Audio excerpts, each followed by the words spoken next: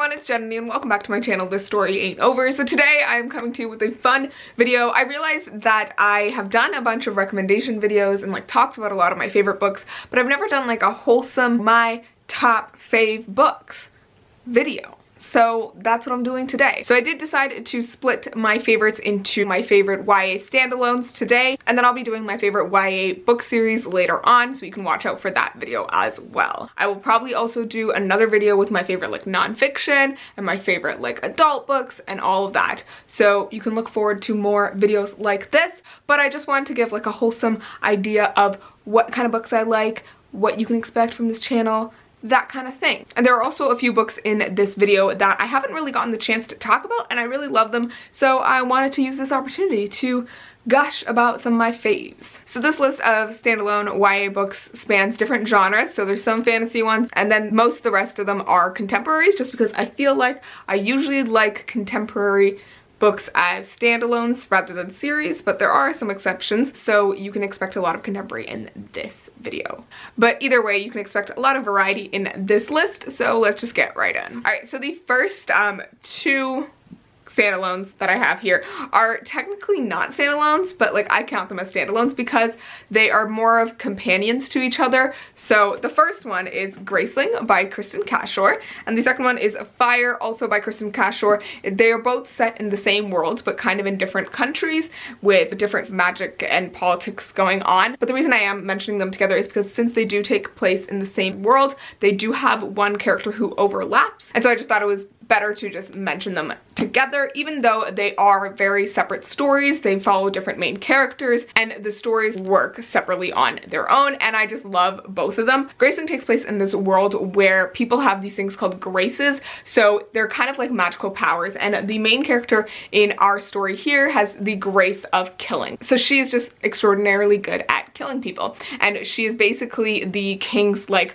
#1 assassin. But when she ends up meeting a prince from this other country and is set on a mission with him, things kind of shake up in her world, and she starts to realize that all the assumptions that she made about herself may not actually be true. And it was just a really great book. It has a really great female heroine. It also has really great romance in it, and I just loved the world. I think one of the amazing things about this book and the companion novel Fire is that it's set in a very unique world. I'd never heard of a magic system like the Graces, and it was just so interesting because each of the Graces is so very unique and specific, and they're not just general powers like, you know, being able to manipulate like fire or something. It's like very specific to the person and who they are, and I just thought that was super interesting. So it's definitely one of my favorites. I read this a really long time ago. It's definitely an older YA rec, and I think it's past its 10th anniversary already. I know there was like a repackaged anniversary edition that recently came out, so definitely a great one, and it's just been kind of a classic that I love. So Fire is kind of similar but a little bit different. So since it doesn't take place in the same exact location as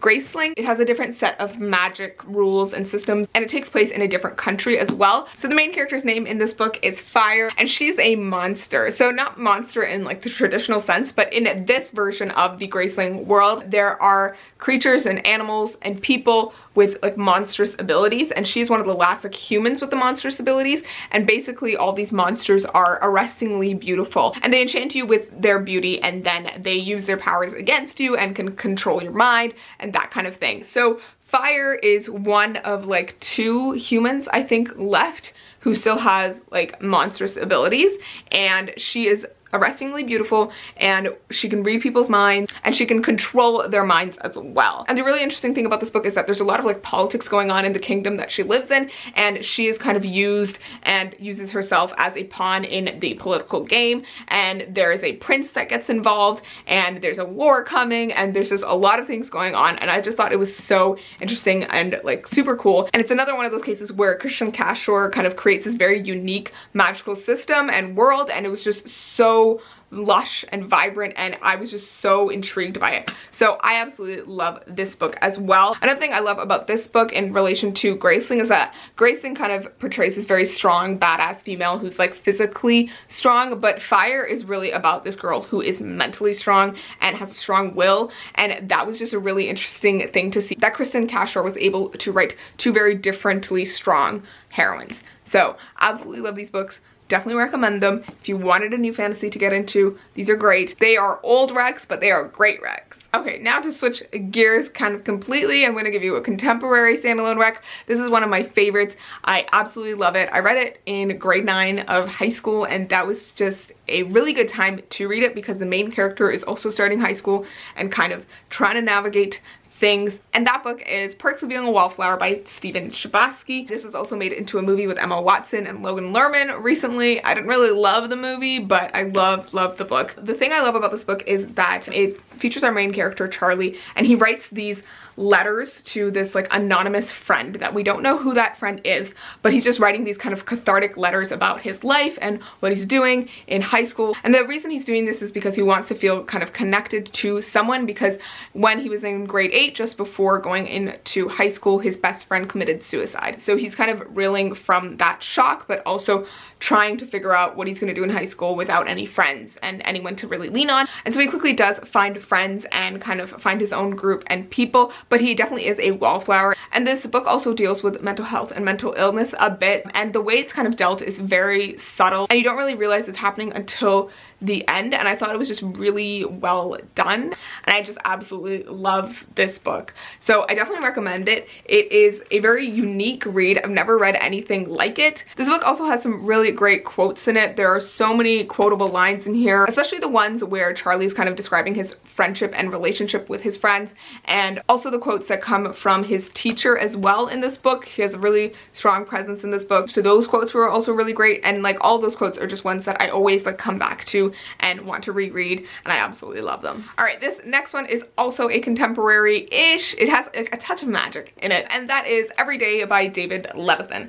I really love this book. It's kind of an unpopular opinion. I feel like not too many people love this book. I feel like most of the reaction to it has been lukewarm, especially after the movie came out. I didn't actually watch the movie yet, and I don't really plan on watching it just because I loved this book so much, and just the idea of it in my head is just so much better than it could be portrayed. But basically this book follows our main character A, who is this person who inhabits a different body every day. So it's always a 16-year-old teenager, but they go across races and genders and identities. And the really interesting thing about this is that A doesn't have their own body, so they're living their life through these other people's bodies and kind of taking over their lives for a day. And the thing that drives the story forward is when A inhabits the body of this boy, who is the boyfriend to this girl named Rhiannon, who A immediately falls in love with. And so A, in the consecutive days after that, starts looking for Rhiannon and the other bodies that they inhabit and trying to find a way back to the girl that they love. It's a really beautiful story. I didn't really love the ending, but I think just the concept of it and the other parts of it just really blew me away. I have not read the sequel or I think there's another version of this book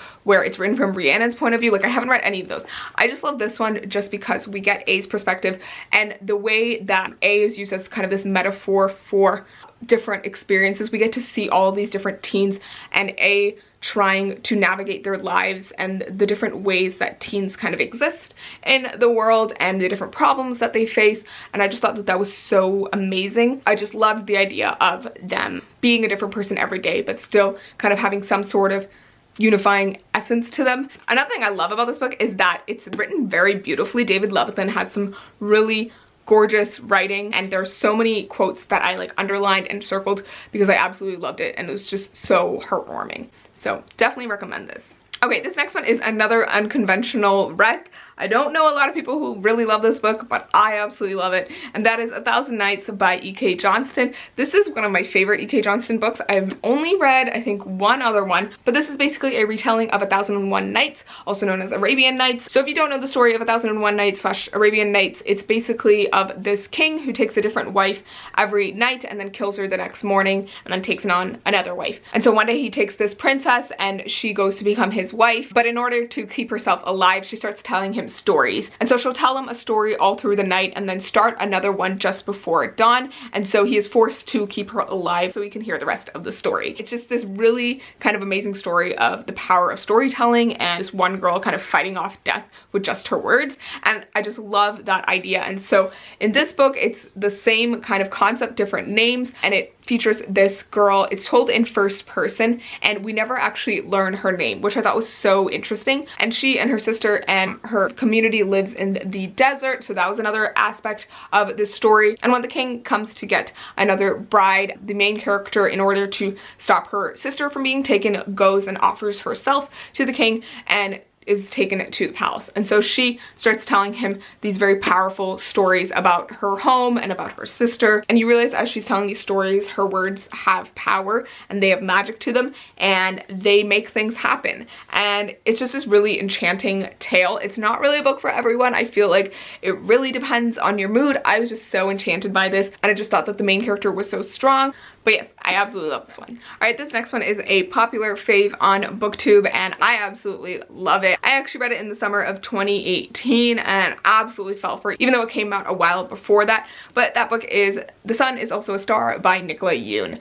I absolutely love this book. It is such a gorgeously written book as well. It follows two characters. So Natasha, she's Jamaican American and she's about to be deported from America in 24 hours. And then it also follows Daniel, a Korean American boy who is kind of having all these pressures from his family to perform well and to get into a good university and to live out this perfect kind of life. But these two run into each other on the streets of New York and end up kind of going around the city together and trying to find a way to keep Natasha in the city. And it's just really beautiful just because the characters are very different. Natasha is very kind of skeptical and scientific and grounded and rational, whereas Daniel is very imaginative and irrational and likes to think big and is basically the hopeless romantic in the duo. And so he's trying to get her to give him a chance, and like she's just like, no, this ain't gonna happen. Like, we've barely known each other and like I'm gonna be deported in like 24 hours and like what's going on? But guys, this was so great. It's just so well done. One of the things I really loved about this book was not only like Natasha and Daniel's story, but also the stories of the different side characters sprinkled throughout this book. So there are different side characters who get POV chapters in this book and we get to see how their lives are affected in that one day by Natasha and Daniel as they move through New York. And I thought that that was super cool. And it was just this really cool bird's eye view of life. And I absolutely loved it. Another thing I loved about this book is that it had a very realistic ending and I really appreciated that. I don't want to spoil anything, but really appreciated the ending. Definitely recommend this one if you're looking for a light, fun, contemporary romance, but also if you're looking for something slightly more meaningful than the regular rom-com.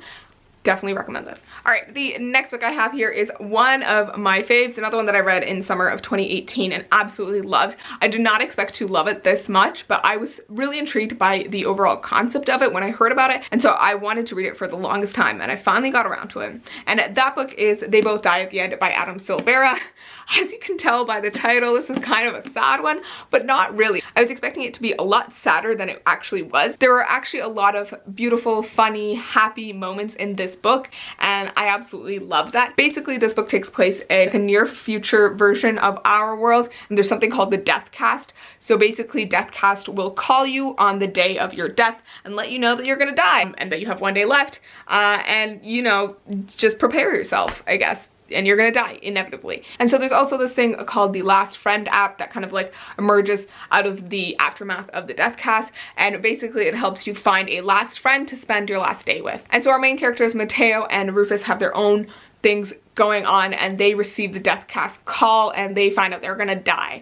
And so the two of them get on the Last Friend app and end up meeting and decide to spend their last day together. And of course things don't go smoothly from the beginning. They have some rocky bumps in their one day together, but it was just such a beautiful read. One of the things I loved about this is that both of the characters are very different. Mateo is very introverted and very scared of going out, of doing anything that could cause his death, whereas Rufus is very much that person who is ready to face destiny head on, and I absolutely love that. And it was just so nice seeing these characters come together and change each other a little bit on their last day and kind of make an impact on each other's lives even though they only have one day left. It's an absolutely beautiful book. It's a sad one, the title says it all. They both die at the end. All right, this next one is another really big fave of a lot of people, and I absolutely loved it. I read it the second it came out because I was just really excited about it, and I really like the author, and that is Turtles All the Way Down by John Green. So I really love the Vlogbrothers videos, but I only really got into them right before this started to release, and I was just really interested because John Green has OCD, and the main character in this book also has OCD, so it was an own voices representation, and I was just really excited to read it. Going into this book, I didn't really know what to expect, and I was just kind of blown away. I loved how it was written. I feel like John Green's writing like took a step up in this one, and even though the plot wasn't super strong, I still feel like all the characters were really vibrant, and the main character's struggle with her mental illness was so important, and I just love that we got to see it. And part of her mental illness is anxiety, and so it was just really interesting to see that represented. And even though like I don't have as severe anxiety as she does, it was just really nice to see that part of my own mental health represented, so that was really interesting. And there's just some really beautiful passages in this book as well, not only about mental health and mental illness, but also just about life in general, about growing up, about being in this stage of life in kind of high school and going into university and trying to figure out your life and first love and all of that. And one of the things I also really loved about this book is that it's something you don't really know until the end, but the story is being told in kind of a past tense, the main character looking back on her life. Even the first sentence of the book is, "At the first time I realized I might be fictional, my weekdays were spent at a publicly funded institution on the north side of Indianapolis called White River High School." It's just interesting because she's looking back on this particular time of her life when her mental illness kind of spirals out of control. And I also just really loved the metaphor of the thought spirals, where the main character can't stop herself from thinking about something, and so she gets kind of locked in these thought spirals and can't get out. And I just thought that that was such a powerful metaphor, and there are also a lot of other powerful metaphors in this book. But anyways, I absolutely love this book. Really great representation, really great characters, absolutely loved it. All right, this next one is also a very big favorite of a lot of people, and there's no question as to why, because it is an amazing and important novel, and that is The Hate U Give by Angie Thomas. I absolutely loved this book, and I honestly didn't go into it expecting to love it. I did go in expecting to think it was very important, very like groundbreaking, that kind of thing, but I didn't really expect to love it and cry with it and laugh with it and just be totally immersed by it. I don't think there's a single person who doesn't know what this book is about, but basically it follows her main character, Star Carter, who finds her life split between the neighborhood that she lives in, Garden Heights, and the kind of rich white prep school that she goes to for high school, and she finds herself splitting her personality and the way she acts between the two places. And so when one of her best friends, Khalil, gets shot by a police officer for no reason at all, she is kind of thrown into the media light, and she's also trying to deal with the aftermath of that in her community and a court case going against this white police officer who did this, and she is the only witness, and so she has to come forward and kind of find her voice. And I just loved this book because of Star's journey, but also because of her community in Garden Heights. I just think that Angie Thomas did such an incredible job of really bringing Garden Heights to life and also confronting so many important issues. She just did an amazing job with it, and I absolutely loved it. I just loved Star's family as well. I think that's another reason why, like, I didn't just think it was important, I also loved it. I just loved, you know, hearing about Star's family and seeing her interactions with them and seeing how supportive they were of her. Like, I could go on and on about this book, but you all know it's great. Go read it if you haven't. All right, this next book is one of my older favorites. This one I read about 4 or 5 years ago, and I absolutely loved it. It is another fave amongst a lot of book nerds, and that is Fangirl by Rainbow Rowell. I think the reason that this book is just so popular amongst book nerds is because it is about a book nerd. Basically, this book follows her main character, Kath, who is going off to university for the first time, and she has a twin sister named Ren, and the two of them have been like tight since birth, but Ren decides that she doesn't want a room with Kath at university, and she wants to like expand her horizons, and Kath, being like the introverted wallflower that she is, cannot deal with this. And the two of them growing up used to be super big fans of this series called Simon Snow, which is basically kind of like Harry Potter, and they used to write fan fiction together. And so Kath had like this really strong connection with her sister, but she feels like she's losing kind of all her connections with her sister now that she wants to like branch out and find other friends. And so Ren stops writing fan fiction, but Kath is still kind of holding on to the fandom, to her fan fiction, to her sister. And so it's kind of the story of Kath learning to let go and kind of branch out on her own, and she meets other people. She meets a really cute guy, and like there's a really cute romance in it too. But I just loved this story just because of Kath's personality, and I really related to that when I read it. Another thing I really loved about this is that it features a very normal and regular everyday romance. Kath and then the love interest aren't like super stunners, like they're not like drop dead gorgeous like every other YA main character, and it was just really refreshing to see that and see them fall for each other, and I just absolutely love that. And also just like the things that they do, they just kind of like chill and like, you know, read books together, or she reads to him, or like, you know, he works at like a Starbucks. Like, it was just very real and chill, and I love that. All right, and the last book that I'm going to mention here is my top fave standalone. You can probably already guess what this is. It was my top favorite book of 2018. I'm pretty sure it's like my top favorite book of all time, like a standalone book, and that is A Very Large Expanse of Sea by Tara Mafi. I always talk about this book. I absolutely love it. I just want to shove it into everyone's hands. It basically follows our main character, Shireen, who is a 16-year-old Muslim girl living in America a year after 9/11, and she's dealing with all of the racism and Islamophobia and hate. And it's kind of her journey through high school and meeting this white boy at her school who starts to fall for her, and she falls for him. But she is scared about how people are going to receive this relationship, and how the racism and like Islamophobia and the hate are going to affect this very all-American boy. And I just thought it was really well done.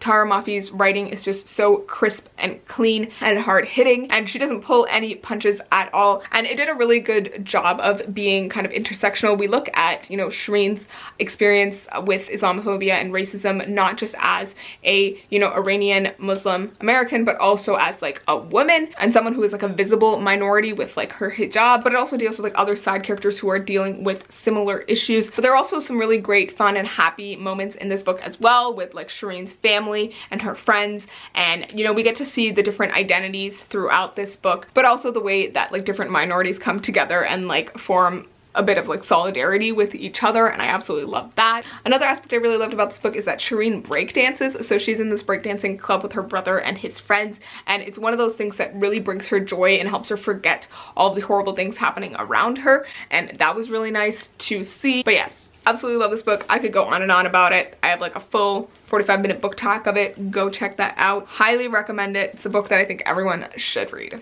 Okay, so those are all my favorite YA standalone books. This is not an exhaustive list. There are also a bunch of books that I really love but like aren't like my super favorites, but I still really love them. They just didn't make it onto this list.